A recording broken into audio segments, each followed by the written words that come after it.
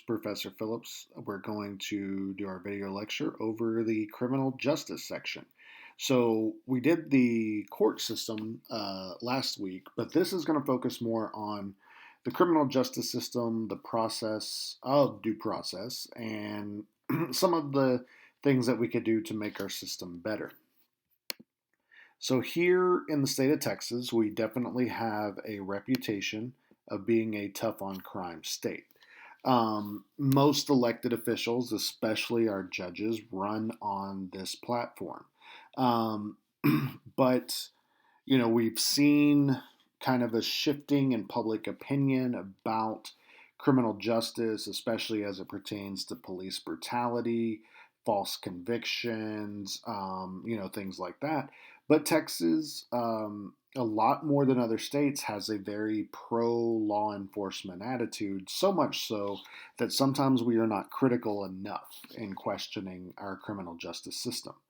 Um, the Constitution lays out due process for a reason. You can tell our founding fathers were very concerned about criminal justice because most of the Bill of Rights has to do with our rights when we come into contact with law enforcement. So in this first part, I'm just going to talk about due process and what you hopefully none of you ever do in a serious way come into contact with law enforcement, but talk about what our rights are as citizens. So with due process, the courts do have two conflicting goals. One is the courts have to protect society from dangerous people. But while doing that, they also have to protect the rights of individuals who have been charged with a crime. But just because you have been accused of a crime does not mean you are guilty of that crime. And that is what our criminal justice system is for, is everyone's entitled to a fair trial. Now, one of the areas where we see the most problems when it comes to interactions between the public and law enforcement is at the time of arrest or at the time of being pulled over. And so there are some rules here established in the Constitution to protect us. For a law enforcement official to engage you, they have to have probable cause. Probable cause creates a lot of problems. Probable cause essentially is the legal grounds law enforcement has to stop you, detain you, make an arrest, search you, all of that kind of stuff. The problem with probable cause is that it is completely left up to the discretion of that law enforcement officer. So, a situation, if you are driving down the street and you are swerving, or there's a smell of marijuana or something like that coming out of your car, those are legitimate probable cause. An officer can make the assumption that you're driving intoxicated. um, and so most of us don't disagree that a police officer then has the right to pull you over. But there's other situations where police officers try to assert probable cause that can be complicated. Like if a police officer pulls you over because you have a tail light out, or they pull you over because you look suspicious or something like that. Is that truly probable cause? Some examples, that we've seen in the media. The case of Philando Castile. Philando Castile was a law-abiding citizen, was pulled over because he matched the description of a suspect who had robbed a store a day before, a couple of days before. And a police officer pulls him over because he said that he matched the description of this person and supposedly could tell that while sitting in a police car hundreds of yards away from where Mr. Castile was stopped at a red light. Upon pulling him over, he asks for his license, his insurance, all that kind of stuff. And Mr. Castile says, I just want to let you know that I have a firearm in the vehicle. I have a concealed handgun permit. I'm a legal gun owner. I just want you to know it's in the car. Police officer asks him again for his license and his insurance, and when he reaches for it, the police officer opens fire on him because he says he thought he was going for his gun. And his girlfriend and daughter were in the car. She's broadcasting this on Facebook because she wanted to record the interaction just in case anything happened. Sandra Bland. The case of Sandra Bland is actually out of Texas. She was leaving A&M Commerce. She had just been there for a job interview and had gotten a job that she had been hoping to get. And as she's pulling out of the university, she's stopped by a police officer who says that she ran a stop sign. And so he pulls her over and walks up to her vehicle, and Miss Bland is smoking a cigarette. And he says, I need you to put out your cigarette. And she says, no. She says, I'm in my vehicle. Smoking is not against the law, and I will continue to smoke my cigarette. And he says, I'm asking you again, put out the cigarette. And she continues to refuse. He opens her door and starts dragging her out of her car, um, telling her that she is resisting arrest. The problem with that is that you can't resist arrest if you're not under arrest, and nor was Miss Bland breaking the law. Maybe a minor traffic infraction, but not a serious thing that required her to be removed from her vehicle. A few days later, she was taken into custody, put into jail, and a few days later, she was found hanging in her cell and supposedly committed suicide. Her family questions that that is what happened. But these illustrate problems with probable cause, that we leave it completely up to the officer to make this determination. Now, don't construe this as, oh, Professor Phillips is telling me I should argue with a police officer or resist arrest. Absolutely not. You should always do what's going to keep you the most safe at the time. If you feel that your rights have been violated, the place to fight that is the court system, not on the side of the road, because that is where you will lose that confrontation. But law enforcement needs to be held accountable just like anyone else when they break the law. Now, after someone is stopped or detained, there's the issue of search and seizure. Law enforcement agents typically need a search warrant to search your person, your home, and your property. The exception to that is the vehicle, because the vehicle is mobile. So if a police officer walks up to your vehicle and within, you know, his line of sight, he can see, drug paraphernalia, or he can see open beer cans or a half empty bottle of liquor or something like that, that gives him the authority to then search your vehicle. If there's nothing there and he doesn't have any probable cause, it's iffy about what they can and can't do. But your vehicle, they can search your vehicle without a warrant. The exception being is anything that is locked. So if your trunk is locked, your glove box, anything like that, you cannot be forced to open it, even if they get a drug dog and it hits on your car and all that kind of stuff. They have to get a warrant for anything that is locked. But outside of your vehicle, anything else, such as your home and your property, they do have to have a search warrant for. So again, this is a time when some abuse can occur depending on what the probable cause was for the initial stop and things like that. Arrest. So in Texas, you can be arrested with an arrest warrant, meaning that you committed a crime, the arrest was the result of a long term investigation or something like that. But you can be arrested at a traffic stop if you've been found to, if they have probable cause that you have broken the law. When you are arrested or detained, you have to be read your Miranda rights. The Miranda rights come from the case Miranda versus Arizona, and they are the right to remain silent.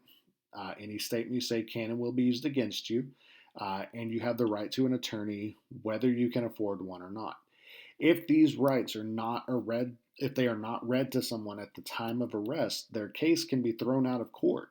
And this is to make sure that every individual knows their rights. And after that moment, anything that happens that you say or do, you've been informed that it can be used against you. Um, Detention, again, is another historical time of abuse. Detention is once they have taken you down to the police station, maybe they're interrogating you, things like that, and police have been known to use abusive tactics, psychological tactics to try and get people to talk, try and get them to admit to things that they may or may not have done. And those tactics have been found to be in violation of the Fifth Amendment, the right to not incriminate yourself, and the 14th Amendment, the Equal Protection Clause. A good example of how this can go wrong. There's a movie and documentary about the Central Park Five. These were five kids who were arrested one night in Central Park. A jogger was beaten and raped in the park, and it just happened to coincide with this night where a whole bunch of kids were out in the park just doing dumb stuff, messing with people, all that kind of stuff. And the police just started rounding up any kid that they could catch. And these five boys get taken to the police station and held in detention for 24, 48 hours. They're not allowed to call their parents, their kids, so they don't know that they have a right to an attorney or what that means. And they end up coercing these kids into confessing to a crime that they did not commit. And these boys end up going to jail for anywhere from 8 to 10 years because they were just told by the police that, hey, if you tell us what happened, just tell us what happened, we'll let you go, you can go home. And they admitted to a crime that they didn't commit. And years later, the kid that actually did commit the crime came forward, and they were all released from jail. But detention is a time when you're kind of at the mercy of the police, and so if you were ever in that position, hopefully none of you ever are, your best bet is to remain silent, say nothing, and ask for an attorney. Now, the Sixth Amendment gives us the right to an attorney. It does not guarantee us a good attorney. Some representation is better than none, but obviously people with more money and more resources will have access to better representation. And one of the things that comes out of all of this is how it affects the public attitude toward police. We've seen in the past few years that this has become a more contentious issue, especially with communities of color. And so this chart here on the right kind of shows you how the three largest racial groups in the state feel about policing. The blue bar represents white citizens, the orange bar represents black citizens, and the yellow bar represents Latino citizens. You can see that in the first group there, white citizens have the most favorable attitude towards law enforcement at about 32% or so. Only about 10% of black citizens and about 24% of Latinos have a favorable view. If we come over to unfavorable, we can see that very few white citizens have an unfavorable view of law enforcement. A little over 5%, maybe like 7% there. While black citizens at a rate of about 25% have an unfavorable view of law enforcement, Latinos a little lower at about 11 or 12%. So we do know that we've seen a lot of issues with police groups coming into conflict with certain races more often. We've had the cases here in Fort Worth where the police came out and arrested that woman because the man had harassed her son, or the case where the police were called out to a woman's house because her door was open late at night, and they ended up killing the woman in her own home, shooting her through a window. And those were both African American ladies. And it produced a lot of animosity towards police here in our community. And the same thing has been kind of happening around the country. Here in Texas, our Constitution does give some extra rights to victims of crimes. Things like, if you are a victim of a violent crime, you're entitled to police protection. You have the right to be informed of how the case is progressing against the person who committed violence against you. And if someone is found guilty of the crime of violence against a person, that person's safety is considered when the offender is sent to prison, meaning that they may be sent to a jail as far away as possible from that person. And then our Constitution also gives criminal judges the authority to award monetary compensation to victims of crimes. This is just kind of a breakdown of the different levels of offenses in our state. The least serious offenses are misdemeanors, with Class C being the least serious of crimes. These are issues where you only get a fine and it's usually less than $500. Things like possession of alcohol in a vehicle, theft of something less than $50. You can see Class A misdemeanors can come with up to 1 year in jail, fine up to $4,000. These are things like, minor assault, harassment, burglary, stuff like that. Felonies are where our serious crimes are. Capital felonies are crimes that are eligible for the death penalty or life in jail without parole, and really the only thing that falls in this category is murder. First degree, second degree, third degree, all of these have they still have significant penalties. First degree up to 99 years or life in prison with the possibility of parole and a fine of 10 grand, and you can see how they go down from there. First, second, third degree are oftentimes, they can be cases like murder, assault, aggravated sexual assault, and it depends on the intent of the person. Was the crime premeditated? Was a weapon used? All that kind of stuff. You can see that second degree, murder, and in parentheses it says passion. Crimes of passion are things like, let's say you came home and you found your spouse cheating on you, and in a blind rage, you murdered that person that they were cheating on you with. For some reason, the law gives these crimes lesser punishment because they feel that, like, they're not premeditated. It's something that happens in a moment, an emotional state that someone is put into, and like, just a quick moment. Manslaughter is typically when someone is killed, but the intention of the person was not to kill. So let's say that you hit someone with your vehicle while you're intoxicated. You obviously didn't mean to kill somebody, but you did create the circumstances for it to happen. A lot of these things will go into the determination of the punishment for a crime. And sometimes this can be unfair. We'll think it'll be unfair. Sometimes the criminal justice system will make plea deals for lesser charges just to ensure they get a conviction. So there's a lot of stuff that goes into what you will eventually be charged with and what punishment you're facing. We talked about this in the court section, but drug crimes take up the majority of our cases in the court system, along with DWIs. Today, we are seeing some cities and counties, doing lesser punishment for like marijuana just to get some of these drug crimes out of our courts. The class of the crime and punishment usually is determined by what type of drug it was. Were you trying to hide it? Were you manufacturing and distributing? All that kind of stuff. And then, of course, the amount that you had on you can determine the charge and severity of the punishment. Juvenile crimes. Juvenile crimes are taken very seriously. This is anyone 10 to 16 years old. People within that age range can be placed in juvenile detention, be placed on probation, recommended to behavioral programs, substance abuse programs. And a lot of juveniles that enter the criminal justice system will not have an adult to represent them. Many of them will be homeless or have run away and things like that. And so the state appoints what's called a guardian ad litem to represent their interests and argue for them before the court.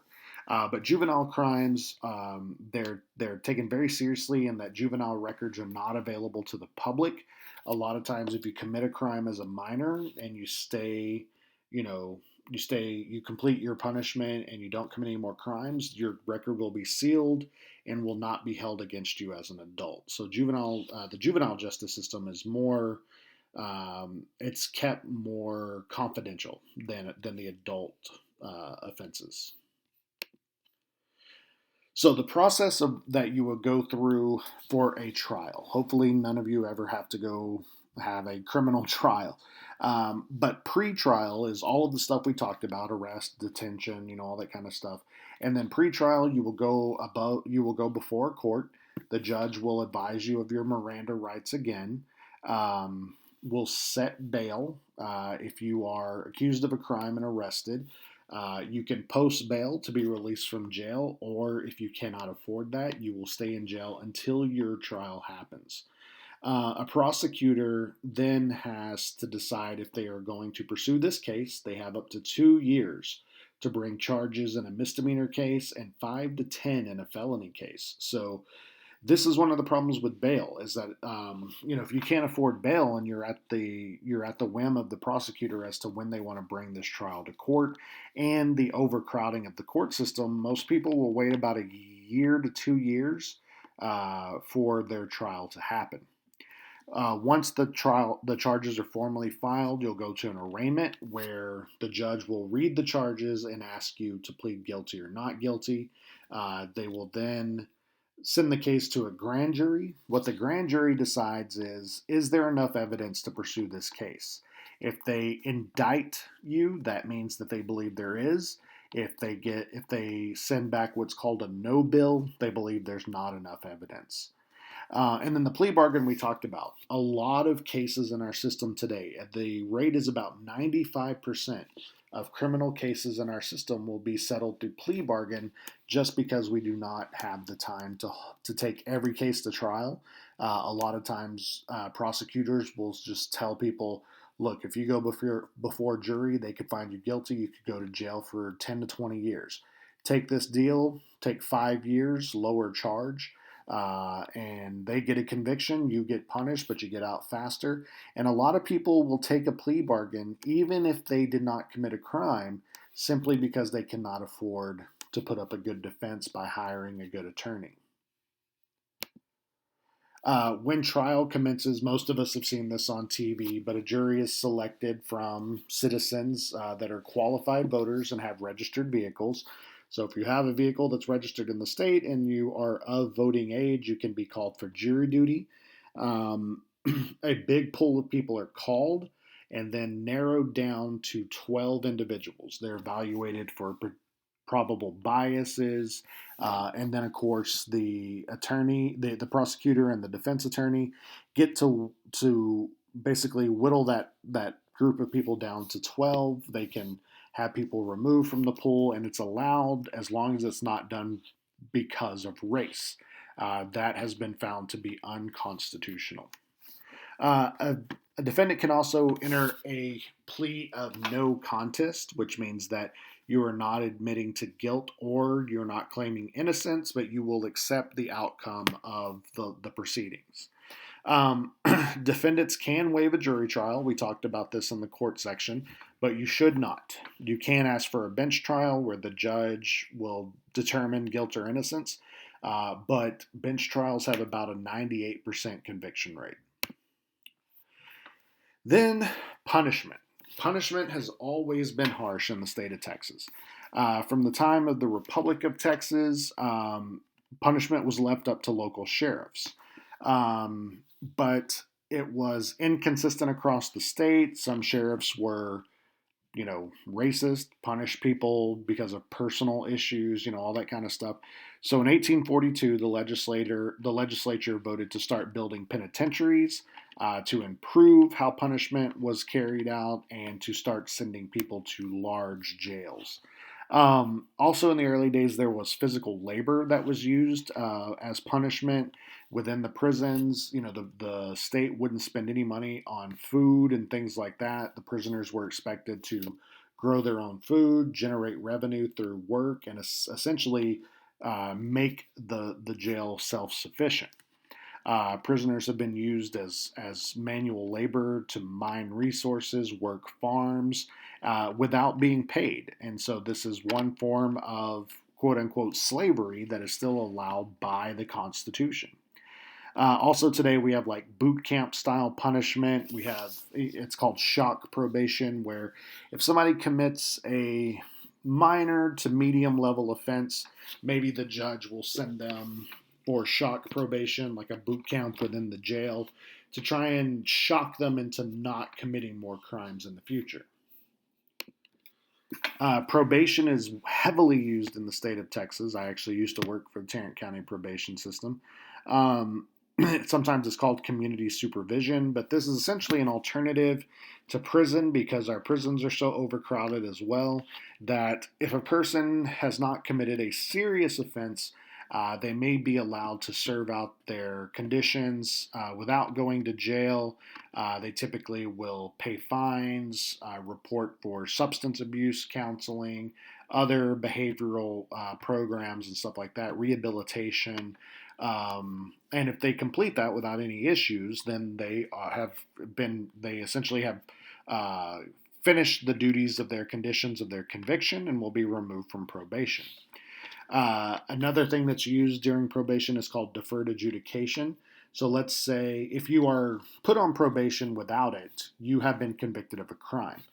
If you're given deferred adjudication, that means that the judge is not finding you guilty yet, and if you can finish your probation without any issues, you will not end up with a conviction on your record. So he defers the decision until the end of your probation. And then, of course, incarceration. Here in Texas, the Department of Criminal Justice oversees about 100 different types of facilities, uh, whether it is, county jails, state penitentiaries, substance abuse rehabilitation programs, all that kind of stuff. And then we also have private prisons as well, and we'll come back to those. Overcrowding is a result of some of the tough on crime measures that were put into place in the 1990s. Things like the three strikes rule, mandatory minimum sentencing, and then some state laws were put into place to require that offenders serve at least 50% of their sentence before they were eligible for parole, which meant that the prisons filled up really quickly starting in the 1990s. Some ways to get around this today, like I said, is giving people probation, not sending people to jail for low-level drug crimes, things like that. But even today, the United States has about 1.6 million people in jail. Texas has about 200,000, which is more than many of the other states. This is what our prisons look like here on the right. This is not meant to be a cell. This is a common area, and the cells are these little doors over here that go into pods that typically may hold anywhere from like 4 to 6 prisoners. But those have filled up and those pods are now holding, 10, 12, 15 people, and they've started putting beds out in the common area where the prisoners are supposed to have area to eat and walk and exercise and stuff like that. We have started filling that up with these beds because we have just run out of room. For a while at the beginning of the 2000s, we did see a decline in the incarceration rate. The belief was that the economy was doing well, and people could find jobs and things like that. So there was a drop in the crime rate. After 2008, when we had the recession, we saw it go back up. And so, the prison population kind of goes up and down with the conditions of society as well.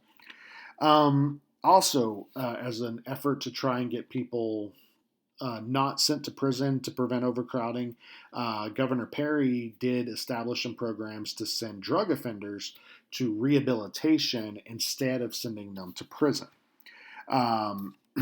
Allows for, we also allow now for citations for marijuana offenses, probation for first-time offenses, and this has changed a bit too. Now 61% of Texans, as of about 2016, support drug treatment over incarceration. The belief is because of the opiate crisis, drug offenses have started to affect the middle class and the upper class where they did not in the past, and so it has changed their attitude towards criminal justice. Now, the state has increasingly been using privatized prisons. What that means is the state doesn't want to spend the money to build new prisons, so they contract it out to private companies that run prisons. So they essentially have these contracts with the state where the state pays them X amount of dollars for taking X amount of prisoners. The problem is that abuses in the system are very high in private prisons. If you've ever watched Orange is the New Black. In some of the later seasons, they get into how bad this is in privatized prisons. But in privatized prisons, they're a business, and so their first goal, first and foremost, is to make a profit. And the way they do that is by denying things to prisoners, whether it is clean living conditions, whether it is medical care, whether it is healthy nutrition. They cut corners. And so private prisons have been found to have some of the highest level of abuses in the system. Things like raw sewage, overflowing out of toilets into cells and not being fixed. People being denied medical care or being told to take a couple of aspirin when they have a severe medical condition. And one of the biggest problems we have today is excessive solitary confinement. Some people will be put in solitary confinement for the entirety of their sentence, and we've found that this has very negative effects on people's mental health. And so people go crazy, people commit suicide due to excessive solitary confinement. Conditions have been so bad in these private prisons that people have staged riots, protests, all kinds of stuff to bring attention to this issue. The problem is once someone is convicted of a crime and sent to jail, the the public at large tends to write them off and not care about this issue. But even people who have been convicted of crimes are entitled to their constitutional rights. Death penalty, another controversial one in our state, especially. Texas, capital crimes receive the death penalty more often in Texas than anywhere else. Until 1923, counties were responsible for carrying out the death penalty, but sheriffs were using it way too much. So this was changed to being a state responsibility. Texas executes more people than any other state. The nickname for our death row is the Express Lane. We execute more people in a year than many states have in their entire history. But for a brief period in the 60s and 70s, the death penalty was suspended. There was a question about the Eighth Amendment and whether the death penalty constituted cruel and unusual punishment. And the reason for this question was because we found that the death penalty was being given to African Americans far more than anyone else. So after about a little over a decade of deciding this issue, the Supreme Court states that yes, the death penalty is allowable, even with the Eighth Amendment. Certain methods of it are not allowable, and that people should be entitled to appeals and things like that if there's new evidence in their cases, and we need to look at these racial demographics. So now, in most places, we use lethal injection as the method of execution. Prior to this, Texas used the electric chair, which is no longer allowed. We've used the electric chair, hanging, firing squads, and things like that. Texas today only uses the lethal injection. There are some western states that still allow for a firing squad, like Wyoming and Utah and some of those places. Crimes that are eligible for the death penalty: murder, hiring someone to murder someone else, murdering a judge or law enforcement official, murder while committing a rape, kidnapping, or burglary. So pretty much murder, and the circumstances can make it more likely to get the death penalty. Even today, though, we see that African Americans are more represented on death row than any other race, and at a far higher rate than their percentage of the population. 44% of people on death row are African American, but African Americans only make up 12 to 15% of the Texas population. Latinos and whites are about even with 27 and 27%. There is some call to reform the system that we'll talk about in just a minute. But most Texans still support the death penalty. As of about 2016, 72% of Texans support it, 21% do not, and 7% don't have strong feelings one way or the other. So, another area where there's a lot of problems is what happens once you're released from prison. You're convicted, you serve your sentence, your debt to society, and the idea is that you should get out and get back to work, build a normal life. But we have what are called collateral consequences. These are civil ramifications for people who have been convicted of a crime. Many people who serve their sentences and get out of jail come out to a society that will not let them work. Many people will not hire convicted felons. They are not eligible for financial aid once you've been convicted of a felony. You cannot work in certain fields, like you cannot work in fields that sell alcohol. You cannot work with children. You cannot work in gambling. And it invalidates your eligibility for like employment benefits, welfare benefits, and things like that. So we oftentimes are sending people out of prison into society, but taking away everything that would make them able to build a successful life. And so we have a high recidivism rate, people who turn back to committing criminal offenses and go back to jail because we don't leave them with many options once they leave prison. And so this is the reason why we have such a high recurring crime rate, or what we call recidivism, the likelihood that someone will offend again. And then we talked a little bit before about voting rights. Once you're convicted of a felony, you do lose your right to vote. It is suspended until you have completed your entire prison sentence, completed parole or probation. You can petition the government to have it reinstated, but that is something you have to request. It's believed that about 5.8 million Americans are unable to vote because they've lost their right to vote being a convicted felon. 1 in 13 African Americans have had their rights taken away versus 1 in every 56 non-African Americans. Parole. Parole is essentially a set of conditions you have to abide by once you are released from prison. Things like checking in with a parole officer, completing rehab, maintaining good behavior, things like that. And it just ensures that you are doing the things you're supposed to once you have been released from prison. But of course, we talked about how hard that is.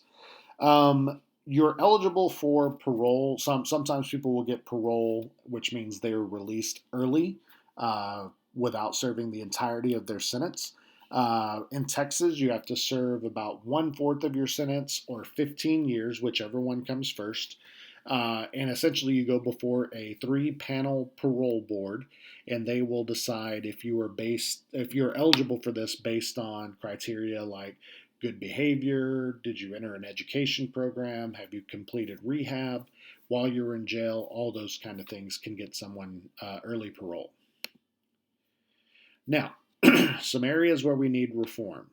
One of the areas that we've talked a bit about is alternatives to incarceration. So, for people with addiction, people with mental health issues, don't send them to prison. With hardened convicted criminals, send them to treatment facilities instead. And so we found that these programs cost less, and if they are successful, people are less likely to commit more crimes in the future. And it doesn't expose them to people with serious criminal offenses, which means that, they make relationships with these people and may offend more once they get out of prison because of their relationships with other criminals. Bail. Bail is an issue that has been getting a lot of attention as far as,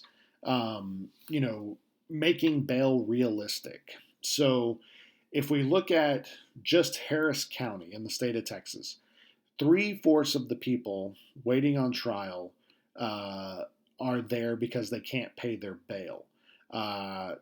This is about 60% of people statewide.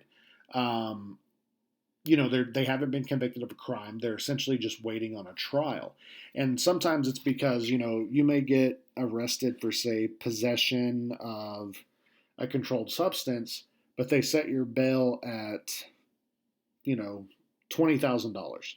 Well, if you work minimum wage or don't have a lot of resources or come from poverty, you don't have $20,000. And so you're essentially going to be sitting in jail waiting on a trial, no one's supporting your family, all that kind of stuff. And so people believe that the system should be more flexible, that bail should be in line with what someone's income allows them to pay, evaluating if they're a flight risk, stuff like that, to help people not sit in jail simply to wait on their trial. Prison suicide, like we talked about, a lot of this is associated with the excessive use of solitary confinement. From '08 to 14, suicides increased 40% in Texas jails. 980 inmates attempted suicide in 2014 alone. One third of those occurred in solitary confinement. Um, Now, again, we have the same issue as when this is happening to prisoners and convicted criminals. People tend to care less, and so it's difficult to get people to care about this thing. We have instituted some things like training programs for guards to identify mental illness, but especially in these private prisons that are operating for profit, the belief is that enough is just not being done to help prisoners with mental health issues and things like that. And then, of course, death penalty reform. We have this thing called the Innocence Project that has freed a lot of people from their death row sentence by simply looking at cases again, testing DNA evidence that has not been tested before. 52 death penalty cases have been cleared using simply by testing DNA evidence as of 2015 in the state of Texas. This is more than any other state. Whether it is because the technology didn't exist at the time of the crime is possible, but sometimes the prosecutors just aren't testing the evidence. The lawyers are court appointed attorneys, so they don't have the resources and they're not asking the right questions. And yet there's evidence proving that a person is innocent. And so these innocence projects exist at law schools, and law students do the work to clear these individuals of their death sentence. Um, so there has been some movement on the part of the Department of Public Safety and the Forensic Science Commission to implement more guidelines about testing DNA, making sure it's accurate, to make sure that we are examining every potential piece of evidence before we send someone to death row. Some other areas for improvement: review credible claims of innocence. The problem is that many of these people whose cases are taken up by the Innocence Project have never wavered on maintaining their innocence, but we don't take that seriously. We tend to think that all people in jail say they're innocent and they can't be believed, but that's not the case. Um, Evidence should be preserved even after conviction. A lot of departments were throwing evidence away once they got their conviction, so if it needed to be re-examined, it wasn't there to re-examine. Verify eyewitness testimony. Eyewitness testimony has been found to be probably the most unreliable evidence in a trial. People recall things the wrong way, believe they saw something they didn't see, all that kind of stuff. And then train these court appointed attorneys to do their jobs better. If someone is found to have been wrongfully convicted, they receive $80,000 for the time they've spent in jail. If they are exonerated after death, their family gets that. But many of them will go on to sue the criminal justice system and get far more than that.